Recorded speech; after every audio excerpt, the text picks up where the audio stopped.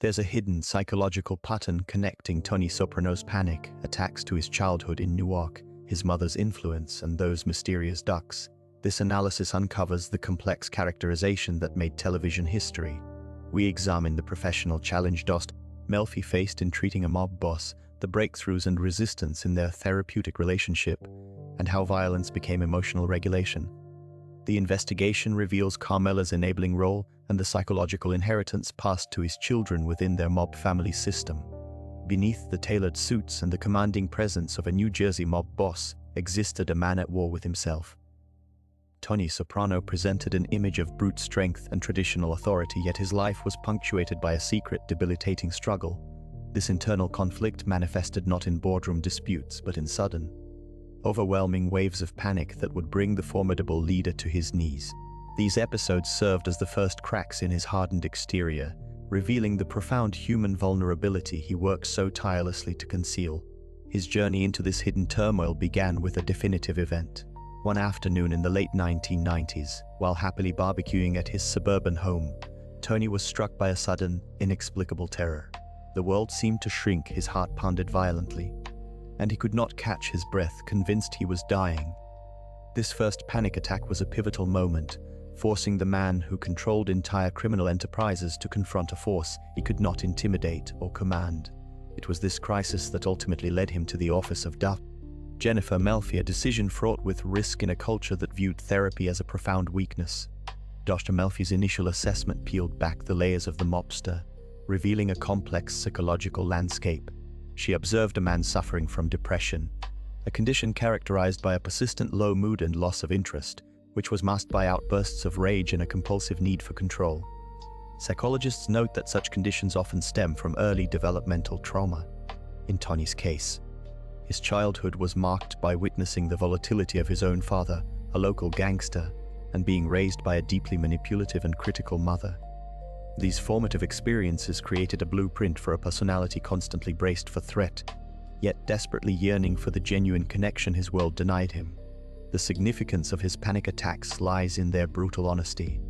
They were the physical rebellion of a psyche pushed beyond its limits, a stark contrast to the controlled violence of his professional life. Research into trauma shows that the body can keep score of unresolved emotional pain, often expressing what the mind cannot verbalize. For Tony Soprano, the panic was a scream from a wounded inner self, the part of a man that remained the scared boy from Newark, long before he became the feared Don of North Jersey. His story becomes a compelling study of the universal human need for understanding, set against the most brutal and unforgiving of backgrounds. This profound psychological exploration consequently paved the way for a groundbreaking new portrayal of the mobster, one that would deliberately dismantle decades of established screen archetypes. Breaking mafia stereotypes, Tony Soprano fundamentally redefined television's mobster archetype by merging ruthless criminality with profound psychological vulnerability. David Chase's creative vision deliberately contrasted brutal violence with intimate therapy sessions, revealing a complex inner world previously unseen in gangster narratives. This duality challenged viewers to empathize with a character who simultaneously organized murders and struggled with panic attacks. Chase explicitly stated his intentions in multiple interviews, noting, "We wanted to explore what happens when a macho culture collides with human weakness." The creator recalled how television networks initially resisted the therapy concept, fearing audiences would reject a mobster discussing feelings. Yet these sessions became the series' narrative backbone, exposing the cognitive dissonance inherent in Tony's dual existence. Psychological analyses highlight how the therapy framework allowed unprecedented character development. Dr. Melfi's office became a dramatic stage where Tony's childhood trauma, maternal conflicts, and existential anxieties unfolded organically. Research into criminal psychology suggests this portrayal accurately reflected how emotional vulnerabilities often coexist with antisocial behavior patterns. The series consciously subverted genre expectations through specific narrative choices. Memorable scenes juxtaposed violent executions with tender family moments, emphasizing Tony's fractured identity. Chase noted in behind-the-scenes documentation that the most dangerous animals are often the most frightened ones inside. This perspective informed the writing throughout the show's 6-season run. Contemporary television critics observed how this psychological depth influenced subsequent character-driven dramas. By presenting a criminal's internal struggles without moral judgment, The series expanded dramatic possibilities for anti-hero narratives. The authentic portrayal of depression symptoms, particularly in male characters, opened broader conversations about mental health representation in popular media. Creators frequently emphasized their commitment to psychological authenticity. Writers consulted with practicing therapists to ensure the sessions reflected genuine therapeutic processes rather than dramatic convenience. This dedication to realism helped transform what could have been a gimmick into the series' most innovative storytelling device, permanently altering television's approach to character complexity. Yet this psychological complexity emerged from surprisingly traditional origins. Rooted in a childhood far removed from therapeutic settings, Tony Soprano spent his formative years in Newark, New Jersey during the 1960s and 70s. This industrial city, with its distinct neighborhoods and social dynamics, served as the backdrop for his early life. He was raised in a family deeply involved in organized crime, which fundamentally shaped his understanding of the world. His father, Giovanni "Johnny Boy" Soprano, was a prominent capo in the Daimio crime family. Johnny Boy's frequent absences and volatile temperament created an unpredictable home environment. In his autobiography, it is mentioned that Tony often witnessed his father's criminal activities, normalizing a life of violence and illicit power from a very young age. His mother, Livia Soprano, profoundly influenced his psychological development. She is frequently described as a deeply negative and manipulative figure. Psychological studies suggest that growing up with a mother exhibiting such traits can lead to profound attachment issues. Researchers note that a child in this situation may develop a deep-seated fear of abandonment and chronic anxiety. Tony's childhood was marked by specific traumatic events, including witnessing his father commit acts of violence and experiencing his mother's emotional neglect. These experiences are considered formative traumas that can solidify a person's defensive coping mechanisms. This combination of factors, a criminal father and an emotionally damaging mother, forged Tony's complex personality. The constant exposure to duality, where familial love was intertwined with brutality, forced him to develop a hardened exterior. Psychologists highlight that such an environment often necessitates the creation of a protective emotional armor. This early foundation in Newark directly manifested in his adult life, where his leadership style blended a desperate desire for respect with an underlying vulnerability, a direct echo of the boy seeking stability in a chaotic world. This protective armor was particularly shaped by one central relationship from those formative years, which would leave its own distinct psychological imprint. Livia Soprano's psychological influence on her son Tony represents a profound case study in maternal narcissism and its lifelong repercussions. Her personality was characterized by a pervasive sense of entitlement and a profound inability to empathize with her son's emotional needs. This created an environment where affection was conditional and manipulation was the primary language of communication. Tony's recollections in therapy frequently returned to specific, painful memories that illustrated this dynamic with devastating clarity. One particularly poignant memory involved a childhood meal. Tony recalled his mother serving a dinner he disliked, and upon his polite refusal, she erupted in cold fury. He recounted, "She just looked at me and said, 'I wish the Lord would take me now.' You're a kid. You don't understand that's manipulation. You just feel like you killed her because you didn't want the pork chops." This emotional blackmail, where a child is made responsible for a parent's well-being, is a classic tactic of the narcissistic parent. It instills a deep-seated guilt that persists into adulthood. Another recurring theme was his feeling of being fundamentally unlovable. In a session, Tony confessed, "I never felt like I was enough for her. Nothing I did was ever good enough. It was like there was a hole in me that could never be filled." This core belief of inadequacy directly stemmed from his mother's constant criticism and emotional neglect. Psychological studies show that such early experiences can shape an individual's entire relational blueprint, leading to difficulties with trust and intimacy. The symbolism of the duck family that abruptly left his pool was a powerful manifestation of this longing. Tony articulated this connection himself, telling Dr. Melfi, "It was a family. They were a family, and then they were gone. And it made me think about my own family, what I have, what I don't have." The ducks represented the stable, loving, and connected family unit he craved but never experienced. Their departure mirrored the emotional abandonment he felt from his own mother, triggering a severe panic attack that ultimately drove him to seek therapy. This incident perfectly illustrates how his deepest unmet childhood needs continued to surface in his adult life, demonstrating the enduring power of a mother's psychological impact, while his mother's psychological absence created one void. The violent presence of his father would carve out another, equally damaging space in his psyche.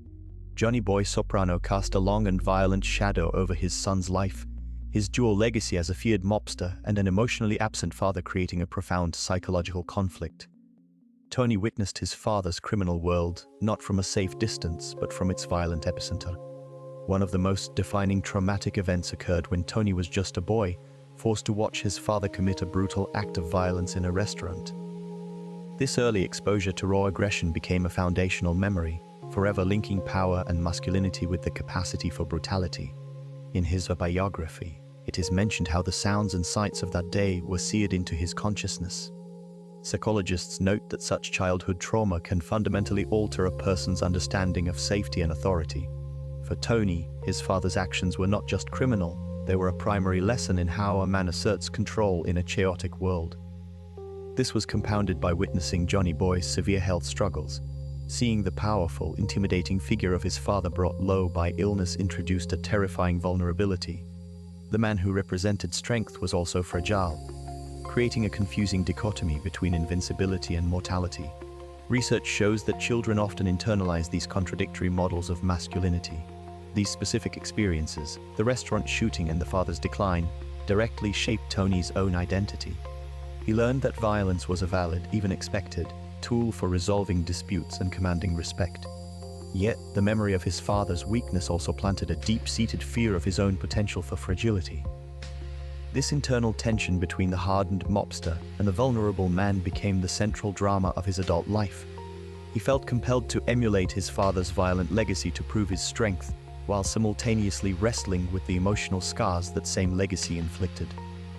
The figure of Johnny Boy was thus not merely a memory but an active, tormenting blueprint for a fractured masculinity. Yet this internal conflict would soon manifest in a way that would shatter his entire perception of control. The sizzling barbecue smoke curled upward as Tony Soprano suddenly clutched his chest, his world collapsing into a vortex of sheer terror. In his autobiography, it is mentioned that he felt an intense, crushing pain, his breath catching in ragged gasps while the familiar backyard transformed into a chamber of primal fear. This powerful mob boss, who commanded respect through physical intimidation, was now physically crumbling on his own lawn, a profound symbolic undoing of his carefully constructed invincibility. Paramedics rushed him to the hospital, where a battery of tests began. Over the next 48 hours, doctors conducted numerous evaluations, from electrocardiograms to blood panels, searching for a cardiac explanation. The eventual diagnosis was not a heart attack, but a severe panic attack, a psychological event with intensely physical symptoms. This moment became the catalyst that forced him to confront the internal chaos he had long suppressed. Psychological analysis notes the profound irony of a man who solves problems with violence being brought to his knees by his own mind. The attack symbolized the ultimate loss of control for a control-obsessed individual. Research shows that such initial breakdowns often represent a tipping point, where accumulated stress and unresolved trauma can no longer be contained by the body. This medical verdict, delivered in a sterile hospital room, became the direct pathway to therapy. It was an unavoidable admission that his strength had limits, pushing the formidable mob boss into the vulnerable, unfamiliar territory of discussing his feelings and fears, forever altering his perception of his own power. This new vulnerability would soon manifest in ways that challenged even his most basic daily functions. Tony Soprano's depressive symptoms created a profound dissonance with his required public image. While projecting strength as a New Jersey crime boss, he privately endured severe insomnia, often lying awake for hours. His legendary appetite, a core part of his identity, diminished significantly. Food lost its taste and meals became mechanical obligations. This internal struggle frequently manifested as intense irritability over minor inconveniences, a dangerous trait in his line of work. Psychological analysis notes that these symptoms point toward emotional numbness, a protective mechanism that also isolated him. In one key incident, during a crucial negotiation with associates from New York, Tony found himself emotionally detached and disengaged. His inability to concentrate and feign interest nearly derailed the delicate talks, demonstrating how depression directly impaired his professional effectiveness. His associates noted his unusual passivity. This numbness extended into his family life with devastating consequences. During a pivotal family dinner intended to celebrate his daughter Meadow's academic achievement, Tony was physically present but emotionally absent. He offered only muted, generic praise, his mind seemingly elsewhere. Tony Soprano later recalled in an interview the profound hurt this caused, stating, "He was in the room, but he was a million miles away. The very support system he needed to maintain was compromised by the illness he tried to ignore." Research into high-stress occupations shows such a conflict between internal state and external demands is common, often exacerbating the underlying condition. This erosion of personal relationships was merely one facet of a much larger systemic failure where the demands of his professional role amplified his private turmoil. The weight of leadership pressed upon Tony Soprano with a unique and crushing gravity. His depression was not merely a personal affliction, but a dangerous variable in the high-stakes calculus of running a criminal organization. Psychologists note that the cognitive distortions common in depression, such as pervasive feelings of worthlessness and hopelessness, directly corrode the decisive confidence required of a boss. Every strategic decision, from sanctioning a hit to brokering a truce, was filtered through a lens of emotional despair, making threat assessment a deeply personal and psychologically exhausting ordeal. The constant vigilance against rivals and law enforcement, a necessity for survival, became a source of paralyzing anxiety, feeding a cycle where the stress of command worsened his depressive episodes, which in turn impaired his command. This immense pressure cultivated a profound isolation. As one associate recalled, "A boss eats alone." This loneliness of command was a strategic vulnerability. Tony could not show weakness or confess his inner turmoil to his captains, for fear of being perceived as unfit and becoming a target himself. His depression became a secret he had to manage alongside his criminal enterprises, a burden that isolated him further from the very structure that defined his power. Research into high-stress leadership positions shows that this enforced emotional isolation can exacerbate depressive symptoms, creating a feedback loop of suffering and strategic risk. Consequently, his mental state became a critical liability. The emotional numbness and irritability symptomatic of his condition could lead to impulsive, poorly calculated actions, alienating allies, or provoking unnecessary conflicts. A depressed leader is a compromised leader, his judgment clouded just when it needs to be most clear. The violence he ordered and perpetrated was not just a business tool, it was a psychological weight that deepened his despair, each act adding to a moral injury that medication alone could not soothe. His depression was thus a dual-edged sword, a personal hell and a professional hazard that threatened to unravel everything he had built. This internal collapse would soon become the central professional challenge for one psychiatrist, whose expertise in treating such profound despair would be tested against the stark reality of her patient's life. Dr. Jennifer Melfi, a skilled psychiatrist, faced a profound ethical dilemma when Tony Soprano, a powerful organized crime figure, entered her practice. Her professional duty to provide care conflicted directly with the knowledge of his violent criminal life. This tension defined their therapeutic relationship from its very beginning. In their initial sessions, Dr. Melfi employed a classic psychodynamic approach, focusing on exploring Tony's unconscious thoughts and past experiences. She aimed to create a neutral, non-judgmental space to facilitate honest dialogue. Research shows that establishing such trust is fundamental for therapeutic progress, even in highly complex cases. Her professional assessment evolved significantly over time. She initially perceived him as a stereotypical mobster, but soon recognized a man of surprising depth and intelligence. As one psychological study notes, individuals often present a facade that obscures intricate internal conflicts. Dr. Melfi began to understand the complex interplay between Tony's upbringing, his anxiety attacks, and his role as a patriarch. She once reflected in a session note, "The patient exhibits a stark dichotomy between his capacity for genuine affection and his propensity for brutal violence." This growing understanding highlighted his humanity without absolving his actions. Her challenge was to navigate this complexity while upholding her oath to do no harm, a balancing act that would test her professional boundaries for years. This delicate balancing act would soon be tested as Tony's therapy reached critical junctures, where moments of insight would emerge only to be met with his deeply rooted defenses. Tony Soprano's therapeutic journey was punctuated by profound breakthroughs, each fiercely contested by his ingrained resistance to vulnerability. A pivotal moment occurred during a session where he recalled a childhood memory from the age of 12. His father, Johnny Boy, forced him to listen to the sounds of a violent confrontation. an event that fundamentally shaped his understanding of power and fear. In the therapy room, Tony's voice would often grow quiet, his body tense, as he described the feeling of helplessness. He once stated, "I learned that day that showing fear was a death sentence." This direct confrontation with a core trauma represented a significant emotional opening, however temporary. Psychological research shows that such resistance is a defense mechanism, a protective wall built in childhood. Tony's reluctance to engage fully with Dr.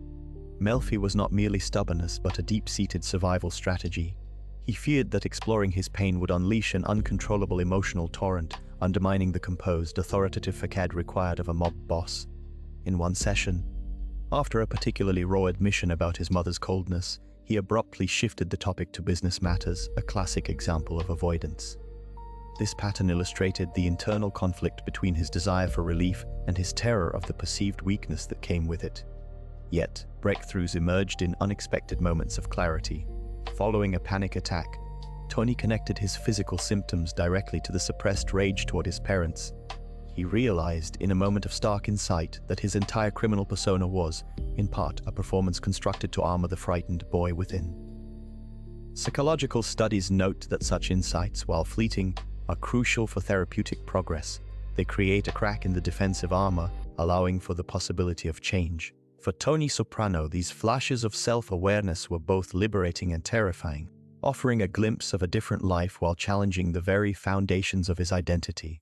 The process was never linear, but these moments of painful honesty with himself marked the real, hard-won victories in his battle with his past. These hard-won victories, however, could not have been achieved in isolation, requiring a specific environment to even be possible. The therapeutic relationship between Tony Soprano and Dr. Jennifer Melfi represents one of television's most intricate psychological landscapes. Within the confines of her office, their dynamic constantly oscillates between professional protocol and profound emotional entanglement. This space becomes Tony's sole sanctuary for unfiltered honesty, a stark contrast to the duplicitous world of organized crime. He reveals vulnerabilities here that he would never expose to his family or crew, making the therapy room a crucible for his fragmented self. The professional boundaries, however, are perpetually under siege. Dr. Melfi rigorously maintains her ethical stance, yet she is repeatedly confronted with the magnetic pull of Tony's charisma and the moral ambiguity of his life. This creates a persistent, low-grade tension that underpins every session. A significant aspect of this dynamic is the phenomenon of transference, where Tony projects feelings onto his therapist. Research in clinical psychology shows that patients with complex backgrounds often redirect powerful emotions rooted in early relationships toward their therapist. In Tony's case, this manifests as a blend of paternal authority and latent romantic tension, complicating the therapeutic alliance. He tests her limits, seeking not just psychological relief but also a form of validation from a figure of perceived moral authority. Concurrently, Melfi grapples with her own countertransference, a therapist's emotional reaction to a patient. Psychological literature notes that managing such powerful reactions is a central challenge, especially with high-stakes clients. Their emotional connection, while strictly one-sided from a professional standpoint, becomes a powerful undercurrent. Tony's reliance on Dr. Melfi evolves into a form of attachment, where her office is the only place his defenses can partially fall. This dependency highlights the core paradox of their relationship. The very process designed to heal him also fosters a connection that must remain contained. The tension arises from this impossible balance, a dance on the edge of professional ethics where genuine care and clinical duty are in constant, silent conflict. Yet this fragile containment stands in stark opposition to the raw, unrestrained aggression he employs elsewhere. Tony Soprano's reliance on violence functions as a maladaptive emotional regulation strategy, a desperate attempt to manage the profound distress stemming from his underlying depression and deep-seated insecurities. His aggressive outbursts often follow specific emotional triggers, serving as a temporary release from feelings of powerlessness, shame, or overwhelming anxiety. Psychologists note that for some individuals, aggression can create a fleeting sense of control, momentarily masking internal turmoil. One poignant example occurs after a painful confrontation with his mother, Livia, whose manipulative rejection wounds him profoundly. Feeling emotionally abandoned and enraged, Tony later violently assaults a debtor, using the physical act to externalize and discharge his inner pain. The intimidation and force provide a tangible outlet for emotions he cannot otherwise process or articulate. Research shows that such explosive behavior can be a dysfunctional coping mechanism for unresolved emotional conflict. Another trigger is any perceived challenge to his authority, which taps directly into his insecurities about his leadership and self-worth. When a rival, Ralph Cifaretto, insults his capabilities, Tony's humiliation quickly metastasizes into homicidal rage. The subsequent violent act is not merely business, it is a visceral reaction to an emotional injury. In his therapy sessions, he describes a constant, simmering anger that he feels is always just beneath the surface, ready to erupt. This pattern began forming in his childhood, shaped by witnessing the violent and emotionally stunted world of his father, Johnny Boy Soprano. From a young age, Tony learned that strength was demonstrated through dominance and fear, not vulnerability. These early experiences wired his brain to equate aggression with emotional survival. Therefore, each violent act is a tragic repetition of a learned behavior, a flawed tool for managing a depression he can scarcely acknowledge, leaving him trapped in a cycle where causing physical pain offers the only respite from his own psychological suffering. But what happens when even violence fails to provide relief? Leaving him searching for other ways to fill that emotional void, Tony Soprano's relationship with food serves as a profound source of emotional comfort and a tangible link to his cultural heritage. In numerous scenes, he turns to large Italian meals during moments of intense stress or emotional void. For instance, his mother's lasagna is not merely a dish, but a powerful symbol of maternal care and tradition, something he craves when feeling isolated or betrayed. Psychological studies indicate that individuals often use comfort foods associated with positive childhood memories to self-soothe during periods of anxiety or depression.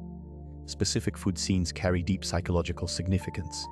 One memorable instance involves Tony consuming vast quantities of cold cuts while dealing with a profound sense of failure, the act of eating momentarily filling an emotional emptiness. Another scene shows him savoring a meticulously prepared meal at Vesuvio, where the ritual of dining provides a temporary escape from his criminal responsibilities and inner turmoil. His eating habits directly mirror his emotional states. Excessive indulgence often coincides with heightened anxiety, while a loss of appetite signals deeper depressive episodes. Researchers note that such patterns are common in individuals using food for emotional regulation. For Tony, food also reinforces his identity within the Italian-American community, acting as a cultural anchor. His consumption is frequently tied to family gatherings, where the dinner table becomes a stage for both connection and conflict. This behavior illustrates a complex coping mechanism, where nourishment and emotional need become inextricably linked, offering fleeting solace amidst a life of constant pressure. Yet this search for comfort would soon manifest in an unexpected form, one that would tap into even deeper layers of his psyche. The recurring presence of the duck family in Tony Soprano's life serves as a powerful symbol of his deep-seated longing for a stable, traditional family unit, a desire often suppressed by his criminal responsibilities. He formed an unexpected emotional attachment to the ducks residing in his swimming pool, viewing their cohesive family unit with a sense of wistfulness and peace. Their sudden disappearance provoked a profound emotional crisis, triggering his first documented panic attack and a deep sense of abandonment that resonated with earlier, unresolved personal losses. Psychological interpretation suggests that animal symbolism, particularly in dreams and waking life, often represents the most primal and unfulfilled aspects of the human psyche. For Tony, the ducks were not merely birds but a tangible manifestation of an idealized domestic life he felt perpetually outside of. Their flight symbolized the fragility and impermanence of the security he craved, directly mirroring his fears regarding his own family's potential disintegration. This connection between the external symbol and internal turmoil highlights how the subconscious uses familiar imagery to process complex emotional states. Research into dream analysis shows that such animal visitations frequently embody parts of the self that the individual struggles to integrate or acknowledge consciously. In his autobiography, Tony mentions the ducks with a palpable sense of nostalgia, indicating their lasting impact. The duck's departure left a void, forcing him to confront the stark contrast between the simple, nurturing family structure they represented and the complicated, often violent reality of his own home. This symbolic loss became a pivotal point, forever linking his psychological distress to the fragility of his deepest personal aspirations.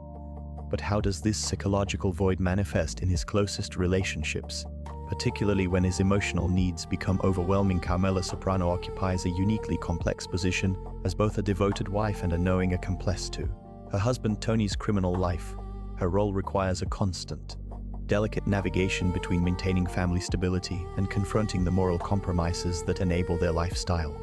This dynamic becomes particularly pronounced as she manages Tony's severe depressive episodes, a task demanding immense emotional labor. Specific scenes powerfully illustrate this emotional work. In one early episode, Carmela arranges a family barbecue, striving to project an image of normalcy while Tony is visibly withdrawn and struggling.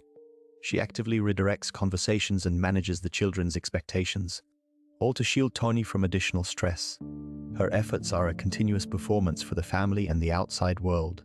Psychologists note that such behavior is characteristic of a partner in a high-stress environment, where maintaining a functional facade becomes a primary survival mechanism.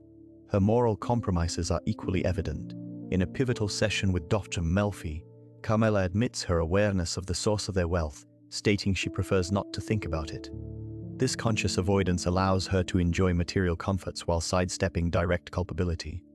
Furthermore, her direct request for a $50,000 investment from her husband's business associate, Tony Soprano, demonstrates her willingness to leverage Tony's illicit power for her own financial security.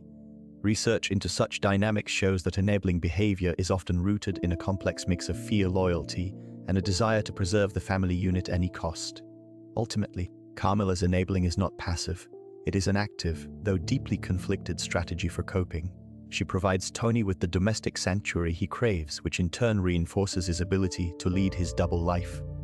Her emotional labor in managing his depression and her moral acquiescence are two sides of the same coin, both essential to the fragile ecosystem of the Soprano household. This analysis reveals a character perpetually balancing on a tightrope of love, complicity, and self-preservation. This domestic ecosystem inevitably shaped the psychological landscape inherited by the next generation, where children learn to adapt in their own distinct ways. Children inherit psychological patterns through silent observation. Soprano developed perfectionist tendencies as a defense mechanism against her father's volatile depression. Researchers note that children in such environments often become hypervigilant, striving for control in academic and social spheres to counter domestic chaos. In one recalled instance from her teenage years, she meticulously organized a family dinner, her anxiety spiking when Tony's mood shifted unpredictably. This need for order mirrored an attempt to stabilize the emotional turbulence she could not control. Her own struggles with anxiety manifested in college, where the pressure to succeed became a heavy burden, a direct inheritance of the family's unspoken tensions. Anthony Jr.'s path reflected a different facet of this inheritance. His adolescence was marked by a deepening apathy and depressive episodes that eerily echoed his father's own struggles. Psychological studies show that sons often internalize a father's untreated mental health issues as a model for their own emotional expression.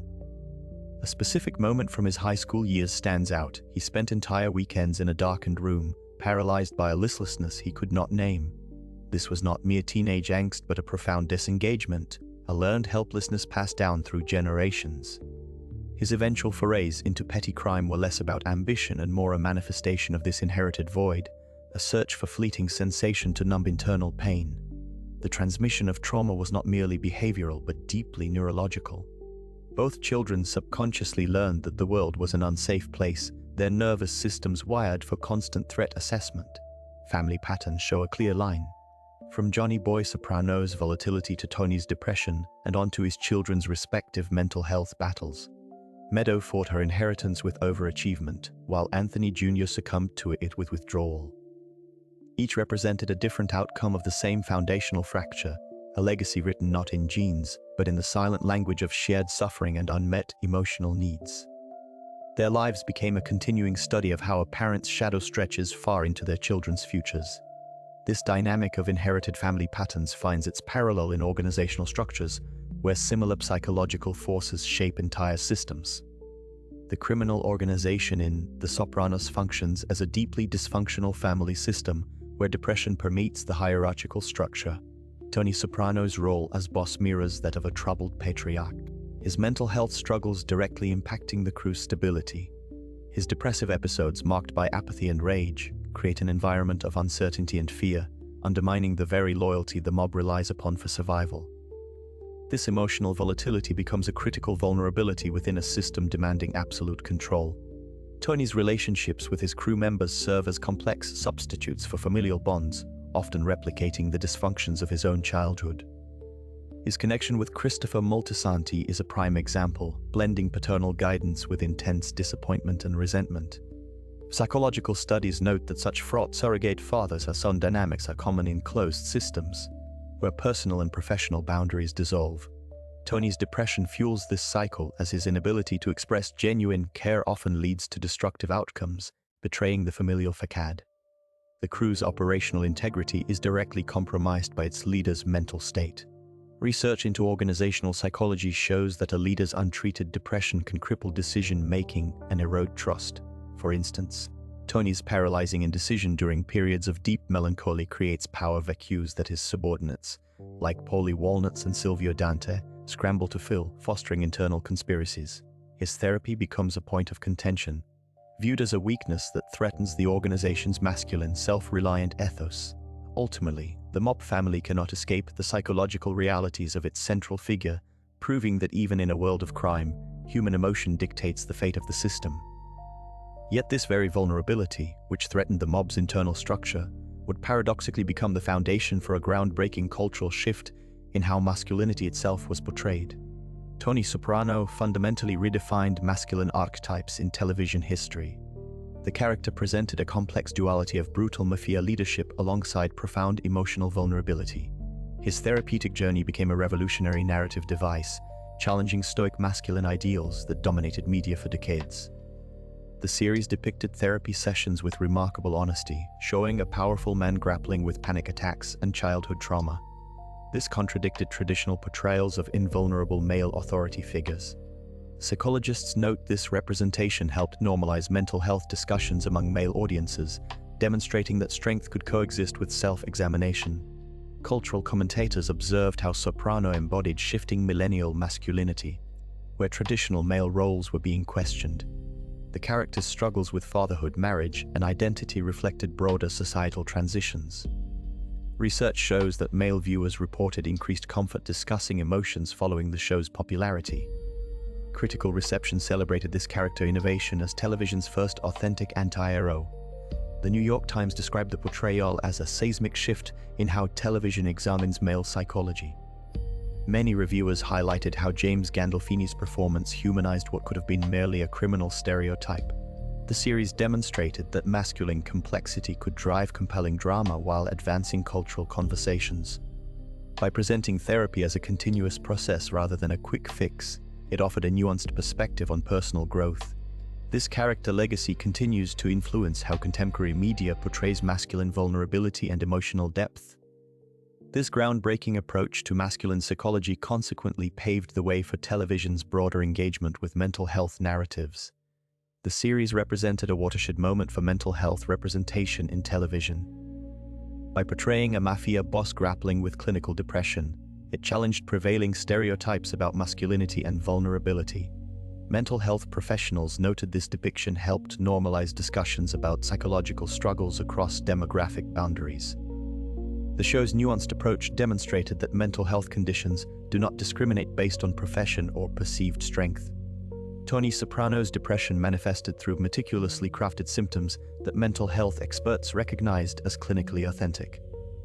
Viewers witnessed panic attacks, persistent sadness, and existential dread interwoven with his criminal activities. Psychologists observed how the series accurately portrayed the physical manifestations of depression, including breathing difficulties during anxiety episodes and the heavy lethargy affecting daily functioning. These representations provided viewers with a comprehensive understanding of depression's multifaceted nature. The therapeutic relationship between Tony and Dr. Melfi became television's most sustained exploration of psychotherapy. Mental health professionals praised how sessions realistically depicted therapeutic techniques and the complex transference dynamics that develop in long-term treatment. The show presented therapy not as a quick solution, but as an ongoing, often difficult process. This portrayal educated audiences about the realities of mental health treatment while destigmatizing professional help-seeking behavior. Research indicates the series significantly influenced public perceptions of mental health. Studies conducted in the early 2000s found viewers demonstrated increased mental health literacy and more positive attitudes toward treatment after watching the show. mental health organizations reported that the character's struggles prompted many individuals to seek help for their own psychological concerns. The cultural impact extended beyond entertainment, creating meaningful dialogue about mental health in popular culture. By humanizing depression through a complex anti-hero, the series accomplished what mental health advocates had sought for decades. It demonstrated that psychological struggles coexist with professional competence and personal strength. The lasting legacy remains in how television now regularly incorporates mental health narratives with greater sensitivity and accuracy, paving the way for more authentic representations across media platforms. This groundbreaking normalization of mental health narratives consequently opened space for television to explore deeper psychological complexities without demanding tidy resolutions. Tony Soprano's narrative arc leaves several profound psychological questions deliberately unresolved, cementing his status as a timeless study in human contradiction. His journey forces audiences to confront whether an individual entrenched in violence and moral compromise can ever achieve genuine healing. The series masterfully avoids providing a definitive answer, instead presenting his therapy as a continuous, often circular, process rather than a linear path to a cure. This ambiguity reflects the complex reality of managing chronic depression within a life built on a foundation of trauma and criminality. His depression was never portrayed as an isolated illness, but as deeply interwoven with his moral choices and identity. Psychological analyses often highlight how his criminal actions perpetuated a cycle of guilt and anxiety, which in turn fueled his depressive episodes. This created a devastating feedback loop. The very life he used to assert power and control was the primary source of his psychological torment. The show suggests that for Tony, true peace may have been unattainable without a fundamental, and likely impossible, renunciation of his entire way of life. Ultimately, Tony Soprano's lasting psychological significance lies in his shattering of simplistic archetypes. He was neither a monster nor a hero, but a vividly rendered human being whose capacity for tenderness existed alongside his brutality. His character revealed that depression does not discriminate, affecting the powerful and the vulnerable alike, and that morality is often a spectrum navigated in shades of grey. He remains a poignant mirror reflecting the enduring struggle between our baser instincts and our yearning for redemption, a conflict that continues to resonate deeply with modern audiences. His story confirms that some of the most compelling psychological questions are those left hauntingly open, compelling us to endlessly search for answers within ourselves. This profound exploration of universal human struggles finds its most impactful expression through one groundbreaking character whose influence would redefine television storytelling for generations. Tony Soprano's legacy fundamentally reshaped television drama by introducing a depth of characterization previously unseen in the anti-hero archetype. His contribution lies in the intricate layering of a brutal mob boss with the vulnerabilities of a man battling severe depression. This psychological complexity forced audiences to engage with a morally ambiguous figure on a deeply human level, creating a new standard for character-driven storytelling. The portrayal of his depression was revolutionary, making him relatable despite his horrific criminal actions. Viewers witnessed his panic attacks, therapeutic struggles, and profound loneliness, elements that transcended his violent profession. Psychological analysis often highlights how these vulnerabilities served as a universal anchor. As one researcher noted, the exploration of his mental health provided a window into the shared human experience of suffering. This allowed the audience to empathize with his internal pain, even when condemning his external choices. Critical perspectives acknowledge this as a bold narrative innovation. Some commentators initially questioned the ethics of humanizing a criminal, suggesting it might glamorize his lifestyle. However, the prevailing view recognizes that this very complexity was the show's genius. By refusing to simplify Tony into a monster or a saint, the narrative held a mirror to the contradictions within every person. His depression did not excuse his crimes but provided a crucial context, making his character a tragic and enduring study of the human condition, forever changing how television protagonists are written. This nuanced portrayal invites us to examine more closely the specific psychological mechanisms that enabled such a complex existence. Final psychological assessment: Tony Soprano's psychological journey reveals a profound internal conflict between his demanding public role and his private vulnerabilities. Research into high-functioning depression shows that individuals can maintain significant professional responsibilities while experiencing intense emotional distress internally. Tony's ability to lead a criminal organization, despite his profound inner turmoil, serves as a powerful illustration of this dichotomy. His story demonstrates that mental health struggles do not discriminate based on external success or societal position. From his childhood in Newark, formative experiences shaped his complex personality. The constant pressure to embody strength for his family, coupled with witnessing his father's struggles, created a template for suppressing emotional pain. Psychologists note that such early environments can establish lifelong patterns where vulnerability is perceived as a dangerous liability. In his autobiography, it is mentioned that key events from his youth reinforced a worldview where power was the only valid currency for survival. His psychological state manifested not as a single crisis, but as a series of escalating internal battles. Episodes of overwhelming anxiety often coincided with moral conflicts inherent to his lifestyle, suggesting a deep, unaddressed need for genuine connection and peace. Studies indicate that unresolved trauma can surface through somatic symptoms and periods of intense emotional detachment, both of which were evident throughout his life. This pattern highlights the intricate ways the mind attempts to cope with unsustainable pressure. Ultimately, his narrative teaches a crucial lesson about the complexity of mental health. It challenges the simplistic binary of strength versus weakness, showing that a person can be both powerful and profoundly fragile. His journey underscores the universal need for compassion and understanding, reminding us that the human psyche is not a problem to be solved, but a landscape to be acknowledged with nuance and respect. Our journey into the complex psyche of Tony Soprano concludes. We explored the man behind the mob boss, delving into his childhood in Newark and the profound psychological impact of his mother and father's violent legacy. The narrative traced his first panic attack breakdown and the daily struggles stemming from the weight of leadership.